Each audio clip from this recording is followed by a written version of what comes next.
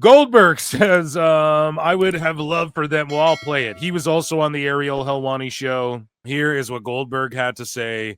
Look at that condescending, schmarmy ass look on his face. This is what he had to say after his beautiful, brilliant send-off that we put over. You know, I would have loved for them to announce it in January and have a build up to it and do something like that I thought was maybe worthy of my career. But let's just say that they chose to do it with 3 weeks notice. And, you know, it is what it is, man. It's part of the package. It's part of the meal that you get dealt. And I would be remiss in thinking that I thought the meal would be different, but it was shame on me for thinking that it would have been different. Don't you love the way that I've been able to navigate my words? Yeah, no, you're fantastic at it. You're fantastic. Yeah. And then Ariel just marking out. Oh, you're fantastic. Adrenaline in my soul. MLB post. WWE superstar Cody Rhodes gave out the home run derby belt to Cal Raleigh in his hometown of Atlanta. So over like Rover. Here's another Goldberg clip as he dips. Dip, I dip, you dip. Dip, I dip, you dip, I dip. Swerve. Goldberg offers an apology to Gunther. And I hate that Goldberg's like, yeah, I laughed at his chop because it wasn't even. I didn't even think it would feel like anything. And it's like, bro, A, he chopped you once because that's all you'd agree to.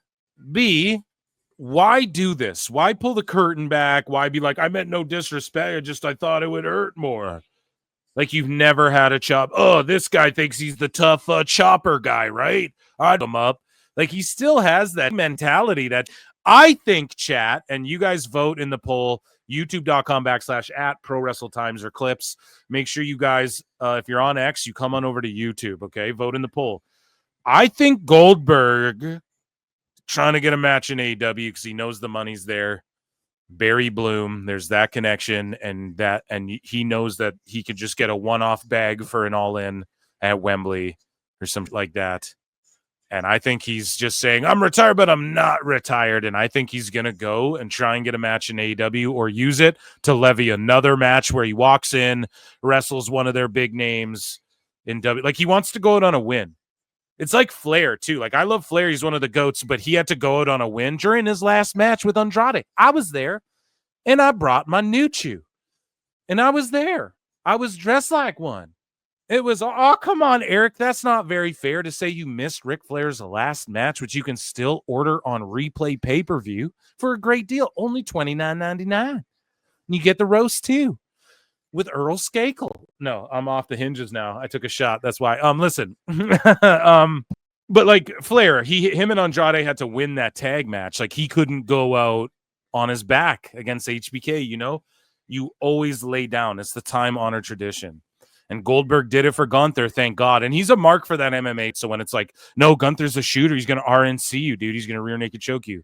You know Gunther's down, or Goldberg's down, you know? I actually called it out. I was clipping a show, and I was like, what's Gunther going to do? Choke him out? And then I was like, well, you know what? If Gunther finishes him, I bet it'll be a choke out because Gunther, I literally said that Goldberg's a mark for that MMA. The way Undertaker is for Brock. I actually heard that on a clip I was clipping the other day. A good call by your boy Phil, but at the same token, let's listen to what he has to say. He's pulling the curtain. He's like mocking. Look at this schmarmy look. Yeah, I mean, in real life, it wouldn't choke me out, but I never fought in the UFC or anything. But, you know... Gunther, you mentioned him for a moment there. I just want to ask, as a dance partner, as you know, a guy who is one of the faces of the company now, what do you think of him, working with him for the first time? I just really apologize. Number one, I clipped him once with the right hand. And number two, yeah, I potatoed him. He's kind of gay too. Did you guys see that interview where he's like, oh man, all this gay stuff or whatever he was saying? We covered it on the show. Go back on the show. He's like, I don't know about these Mambi. He basically was this. He literally in an interview, I think with CVV, was the embodiment of dirtbags and lily pickers. Wrestling for dirtbags and lily pickers. He was literally that guy from the movie Ready to Rumble in that interview. He's like, I don't know. It's kind of for softies and queer guys, you know? It's like, dude. But yeah, he's just the way he's sitting there smiling. Yeah, I mean, that guy couldn't choke me out.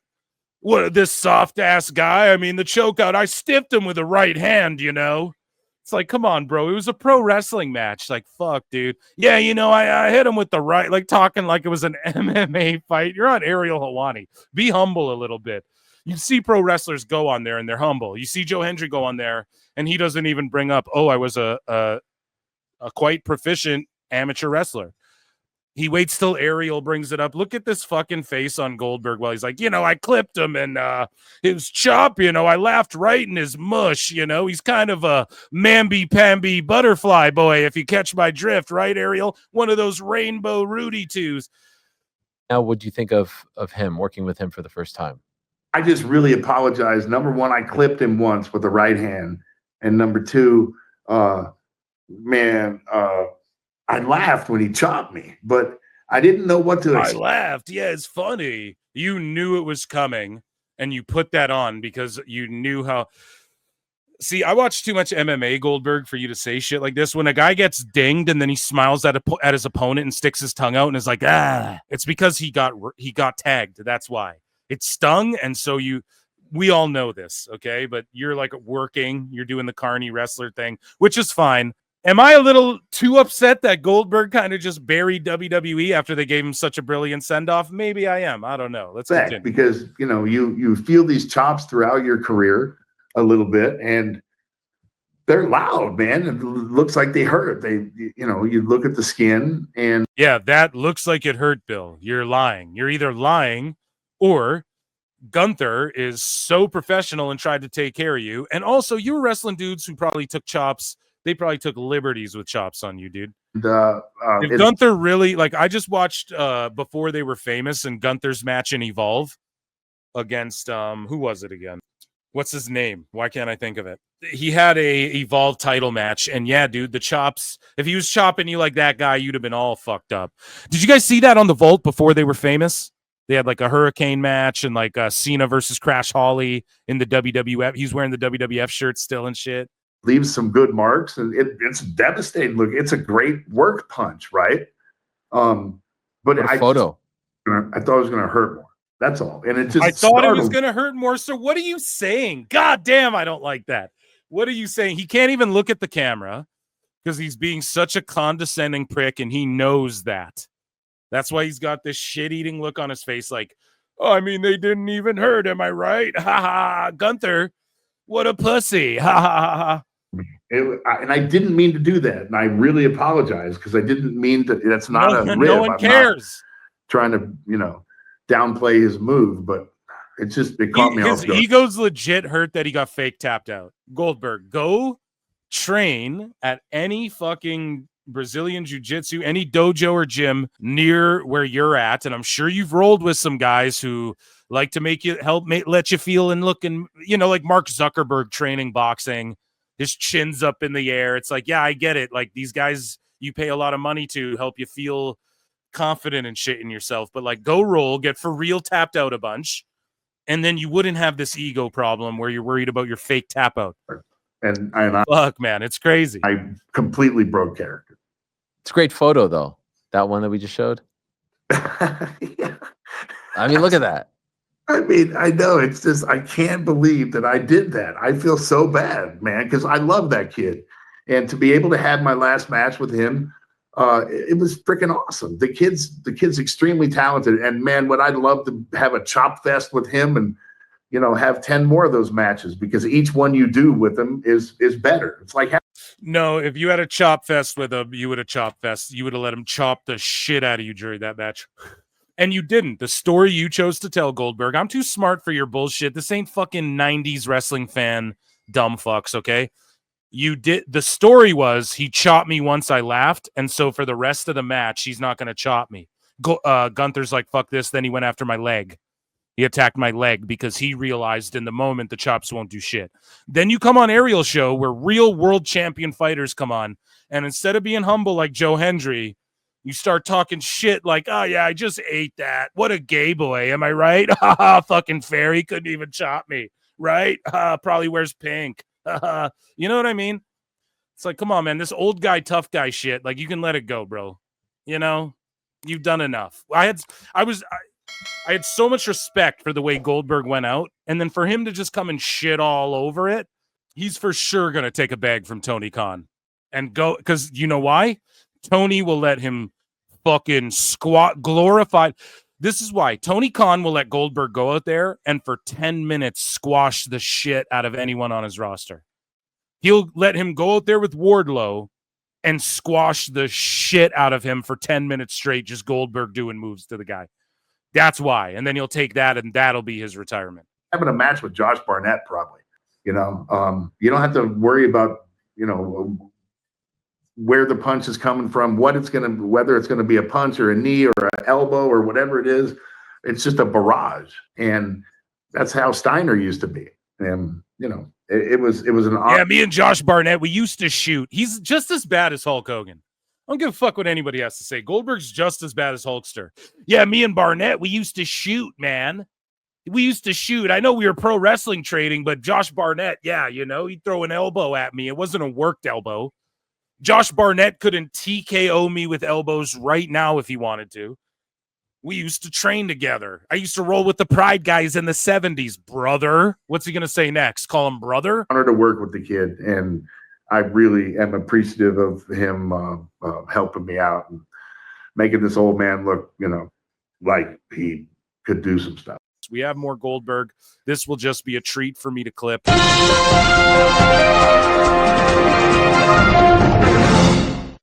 So Goldberg was on Ariel Helwani Show, and he said that WWE purposefully cut his segment short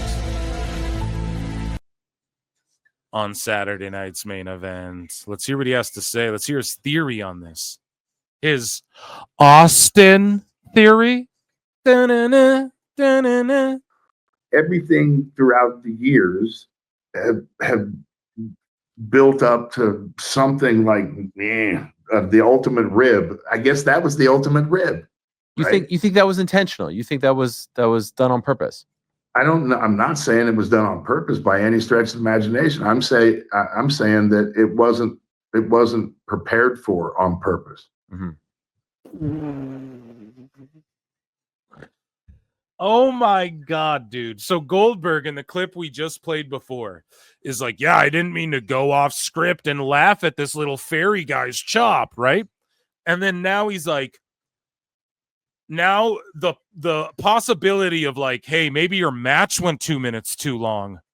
She going off script. That isn't in his mind at all. It's, oh man, they purposefully, I'm not saying they did it on purpose, but they didn't prepare on purpose, right, Ariel?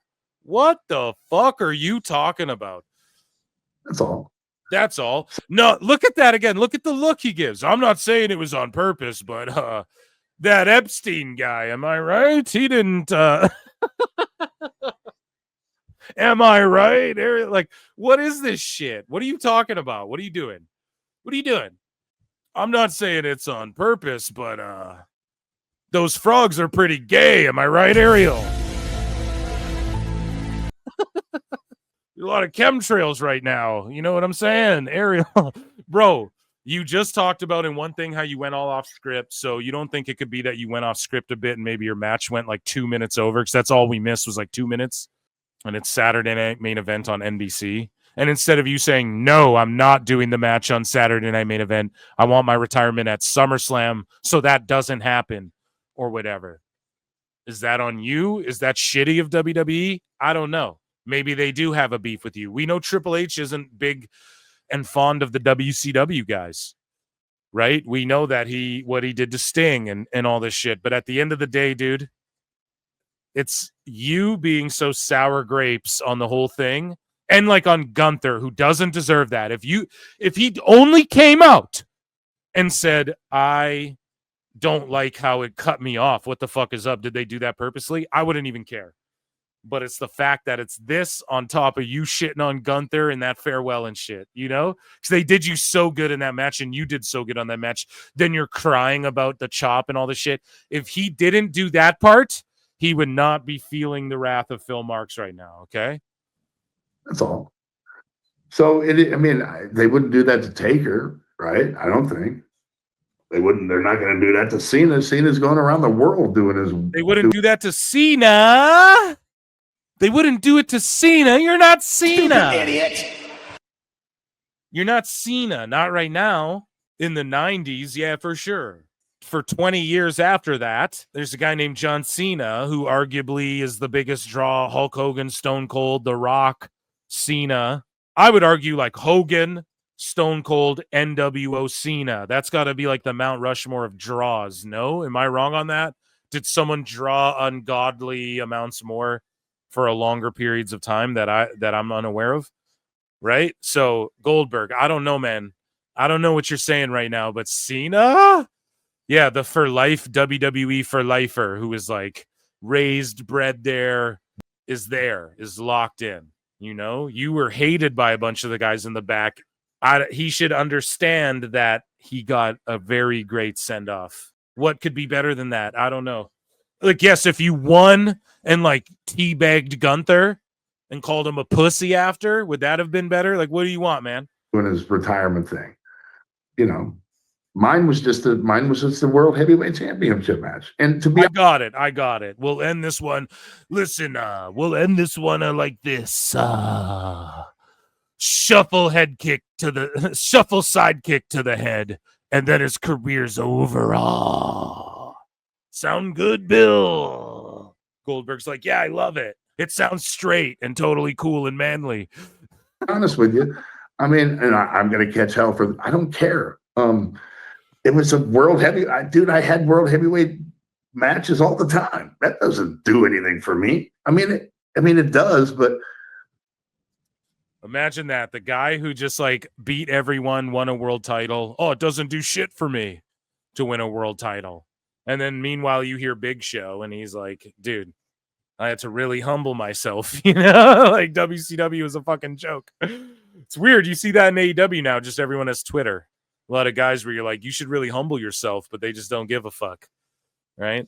You know, make it different than just an angle. At least at the end, do something, say something. I don't know.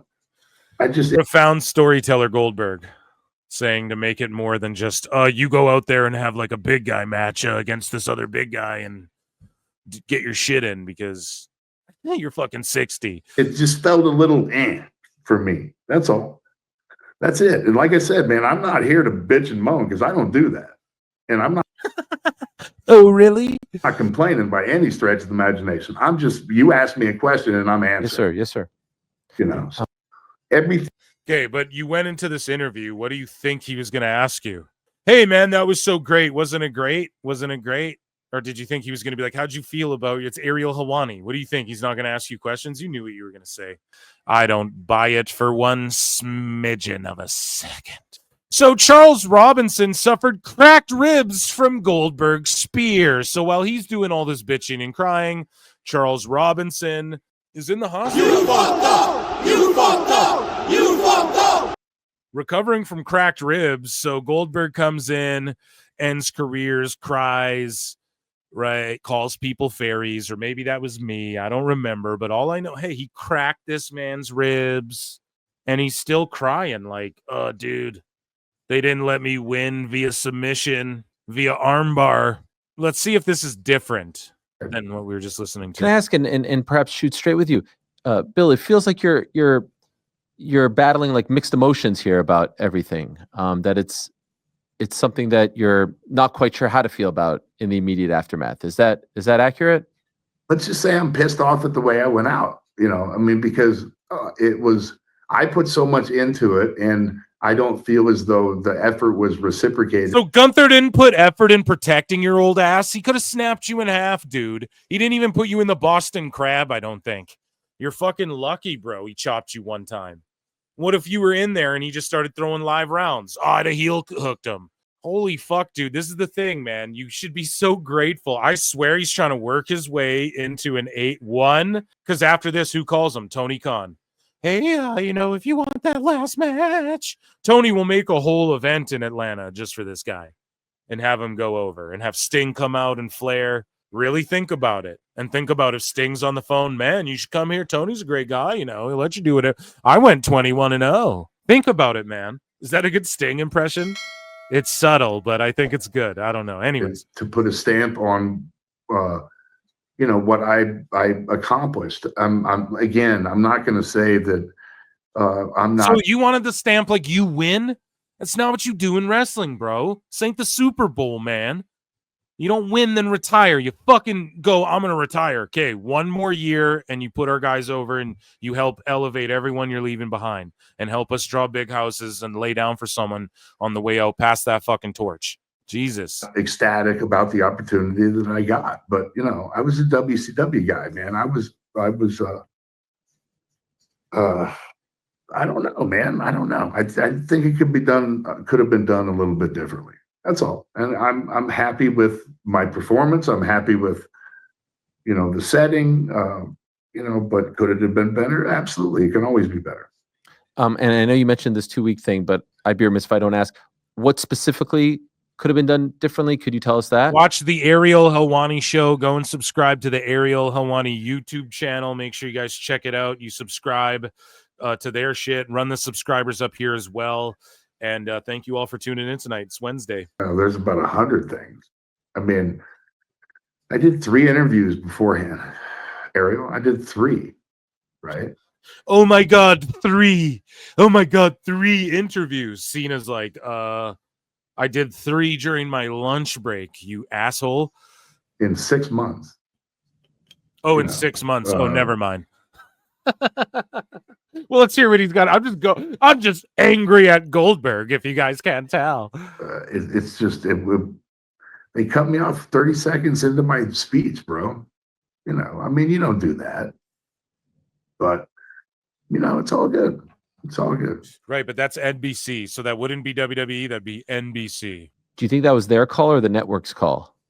I think it doesn't matter because it's live television and you can plan. That's why it matters. For it.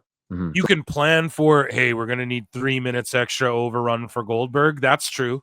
That is true. I mean, you could, but maybe they didn't plan. Maybe they planned that everything ended on time. On time. And it went viral because so Goldberg needs to understand one thing, and I know a lot of people are like, this doesn't matter.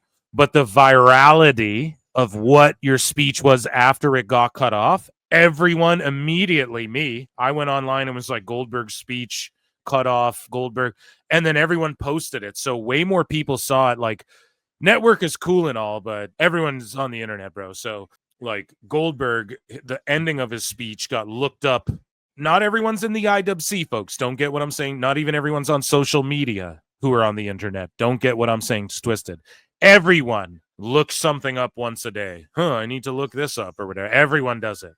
Right. But not everyone like has a Twitter and an Instagram and a Facebook and all. You guys get what I'm saying? Or logs onto YouTube or whatever. So everyone, though, uses the internet.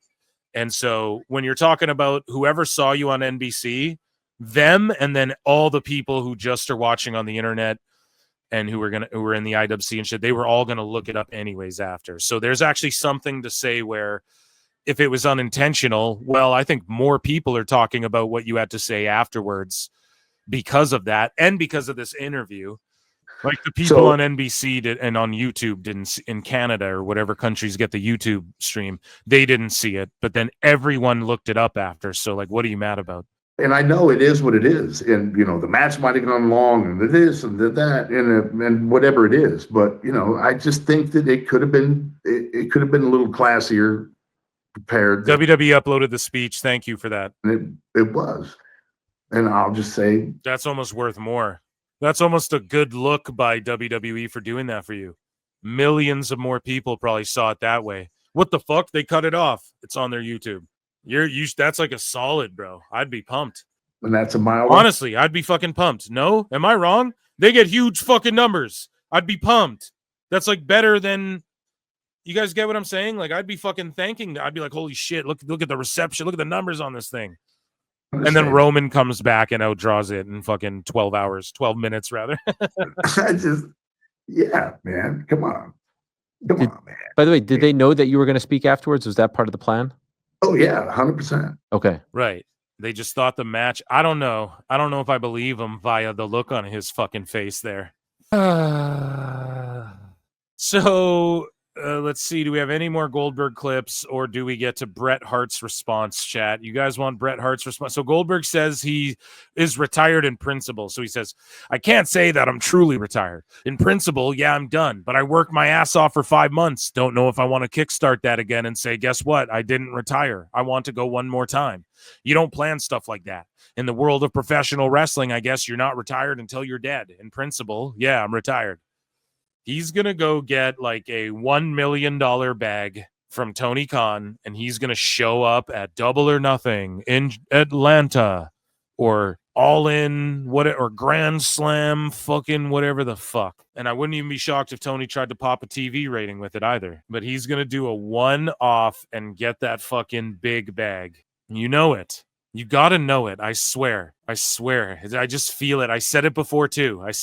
Tony tried to get him, and it just fell through. Because he's like, you're a fucking mark, dude. But think about it, man. He had this last match. He didn't get to win. Tony will let him win. Yeah, that was my WWE retirement. Okay, now I'm going to go do one for me for the most money ever. Because at the end of the day, Goldberg fucking is in it for the money. Let's be honest. And that's fine. That's why people do stuff. That's totally fine. Money is a very valid motivator for a lot of things, okay? Besides like heinous fucking acts to other people or children or animals or something, I think money is a motivator for any decent person in the world, right? Can we all agree with that? So Goldberg taking some money from Tony Khan, some shekels from Tony Khan to fucking do a match at like one of these big shows as for him retirement where he pins someone and Sting's on the phone like, oh yeah, Goldberg. He let me go 21-0. It might have been my favorite run. If that's what's going on the phone, dude, you don't know. He could totally go and do it. I could see him doing it. Goldberg blocked Sun Gage from signing WWE NIL deal.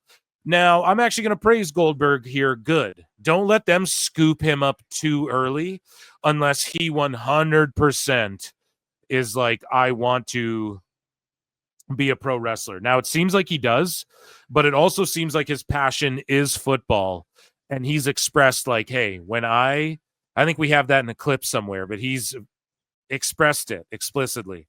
If football doesn't work out, I'm coming to WWE. That sort of thing. So again, you make way more money in the NFL, have a way better career and shit like that. You know, you're part of like essentially a union. I don't know if they call it that, but you're like, you know, you're in under the guise of the NFL, right? That's way better. Do that for sure. And if it doesn't work out, yes, go to WWE. You clearly have wrestling passion, but I would actually encourage that to any NIL signing. Test out your primary sport first. See if you can't be the GOAT in that. And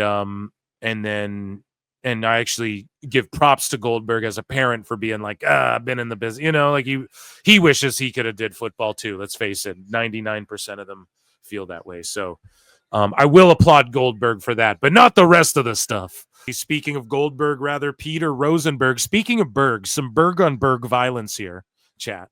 Peter Rosenberg had this to say about Goldberg, and one of them might bring up Zoidberg. No. Futurama, no, that was a good show. But he snaps on Bill Goldberg here and buries him. And I wonder how much of a leash WWE have this guy on. I got to be quick here before my wife gets back and yells at me for doing this on vacation. Listen, Bill Goldberg, as a Jewish guy who's in wrestling and loves wrestling myself, obviously I appreciate his contributions. I cannot believe the complaints about his send-off.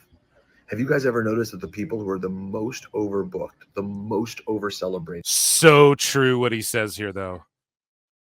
And like Rosenberg's a bit of a wiener, dude, but the most overbooked guys in the world have the most shit to talk all the fucking time. Like the guys who've had the most like where everyone can agree, dude, they have, or you watch it on TV, it takes 12 guys and a taser to fucking beat this dude or whatever. And they're always the ones who have to talk shit. And like Ryback, for instance, and not even shitting on Ryback, but come on, man. I was watching some shit, him and Cena and that lumberjack. Like people thought Cena was overbooked a bit, and he was, but he was super over. But like Ryback was over his shit, but man, he was overbooked. He had a lot of shit to say. I mean, you can look at guys like Punk and Brett, I guess, but realistically, Brett never really trashed WWE itself. He's always been like, Vince is like a father to me, The disgusting shit comes out about Vince. He's like, fuck that dude. You know, he's just kept it real about stuff. And I think Punk's the same way. And that's why Bret Hart and Punk, very polarizing fucking people, you know, for that reason. Like, you either really love them or hate them. There's no in between. And that's because, like, when you spit the truth, man, that's what it does, right? Because you're never going to please everyone, and then you're going to overplease some. But Rosenberg, he's a bit of a wiener. You know, he toes the line, but he's right about this, dude. The most overbooked brother always rub people the wrong way. Are always the ones who complain. The man got a 15-minute match. It should have been a squash. Let's be honest. He should have gotten Goldberg. He should have been speared and taken out. The man's pushing 60 years old, hasn't looked good in the ring. Some would say ever, but certainly not in the last few years. Got to have a 15-minute match, a battle with the world champion, and get a few words live on television, and complains about his mic getting cut off. First of all, people, watch the product. NBC goes when the show ends every single time. And that's the thing with NBC. Like, yes, if WWE was like, we need 5 minutes extra, like, yeah, they could have planned that. But do you know how much work, like Goldberg, come on, man. Do you know how much work that would go into that? What's another NBC? Like, what is one of those live shows, So You Think You Can Dance, or one of those shits that's on NBC? America's Got Talent, or one of these shows. Chat can name one that's on NBC specifically, but even if it's live, bro, end right fucking then and there. That's why dudes like Ryan Seacrest, people are like, he's so talented, he's the hardest working, he's so on point. Why? It's because even me, you know how hard it is to like specifically, even me, I'm the queen. You know how hard it is to specifically end like, boom, right at this minute and get all your shit in and get everyone's shit in. Like, it's a real skill, dude. And on NBC, they don't fucking play that. So I'm curious as to if anyone could point to NBC like running over. And yeah, they could have planned that, but then what? You take an extra minute? How do they plan any of the speech? They re-uploaded it online for free, and everybody watched it. And it's like, that's almost a better look than it airing on NBC and people going, it was what it was. Oh, here it is on Twitter. Now everyone's like, what did Goldberg say? What did Goldberg say? Right? That's the way I view it anyways, but I don't know. Some people are old and don't understand the internet. They do not wait. The NBC, this is network TV. It's not USA. It's not Netflix. It's NBC. They go when they go. He still got in a nice little moment and got to be celebrated on. Do you know how many people would say, nice little moment? That's shill talk. What are you, a fucking shill? Bro, do you understand? You network TV. Do you understand? I don't know. It's just a buffoon take. It really is. And of course, Goldberg didn't say that, but he's saying like they could have planned it, or yes, the plan was for me to get the speech, because they film everything, dude. It was always going to be seen. You can't be this sour grapes. People better than Goldberg? Their send-off was, we wish them the best in their future endeavors? All right? Do you know how many? Did this guy get to stand in the ring on national television and have a send-off? You should be thanking your lucky stars for the money you've made and the appreciation you've gotten, which many don't even feel is fully deserved. To complain, I'm so disappointed. Yeah, it is disappointing. And that's why I went off on him. I'm sorry, Goldberg. You're a cool dude when I was a kid. No. We talked about Goldberg. Here's Dave LaGreca's thoughts on Goldberg as well on Busted Open Radio. Here's what he and Tommy Dreamer had to say about Goldberg and his comments since, well, I guess they weren't a big fan of him returning to begin with. He goes, so in principle, it's my last match, but you know, it's wrestling. You never know. Really? I was complaining about 3 years ago. He said, not only are you're next, you're last. And then three years later, he's in the ring in Atlanta. He's still leaving a slither of the door open that there could be a comeback for Goldberg? Can he just say, that's it, I'm done? That was my last match. Best case scenario, I'm going out. That's how I wanted to go out. I'm done. He had to do that. Well, in principle, yes, but what? There is no. Tommy's like, I'm the last guy you should talk to about retiring and not retiring and fucking not hanging it up. But you're done. You're done. You're done. D-O-N-E, done. Done. No more Goldberg. I don't want to see him. I don't want to hear from him. I don't want any more tributes. I don't want any more ceremonies. If I'm Triple H, after hearing that interview, I'm like, fuck this guy. Yeah, well, for sure. And he probably has said that.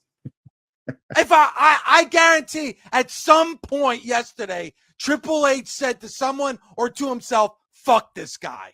We just did all that for him, and he's complaining to Ariel Helwani. LaGreca is cooking, though. He is right. Absolutely right. I agree with him on that. So, in other news, speaking of Saturday night's main event, Raj Giri says WWE did pull off an impressive feat last week. For the first time ever, pro wrestling was number one on TV in primetime 2 nights in a row, with SmackDown being number one on Friday and Saturday night's main event being number one on Saturday. Goldberg's like, wah, pussy ass. That doesn't matter. I didn't really lose.